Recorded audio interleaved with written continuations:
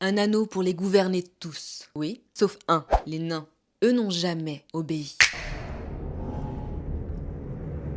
Déjà les nains, d'où ils viennent, ils n'étaient pas prévus. Ils naissent d'un caprice du Vala Aolé, le forgeron, trop impatient de voir des hommes et des elfes sur Arda, la terre. En secret, au fin fond d'une grotte, il va créer les nains. Quand le dieu Eruiruvatar va le griller, il va lui ordonner de jeter ses marionnettes sans âme à la poubelle. Sauf que, menacés sous le marteau d'Aolé, les nains vont pleurer et supplier. Preuve qu'ils ont une âme. Ilúvatar a eu pitié et leur a donné une volonté propre, mais va les endormir jusque l'éveil des elfes sur Arda. Oui, les nains sont bien plus anciens que les elfes, alors que les elfes les insultent de Naugrim, peuple rabougri. Un peu de respect quand même. Ils étaient là avant, des créatures qui vivent plus de 250 ans. Leur langage est secret, c'est le Kuzul, des passionnés par les pierres précieuses et le métal. D'ailleurs, les 7 anneaux donnés au seigneur nain ne vont pas les rendre esclaves comme les hommes, ni les corrompre comme les elfes, ils vont juste accentuer leur avidité. Pas de Nazgûl chez eux, Sauron n'a pas réussi à les gouverner, même s'il réussit à foutre le bordel. Des anneaux, il en reprendra 3. 4 ont été avalés par des dragons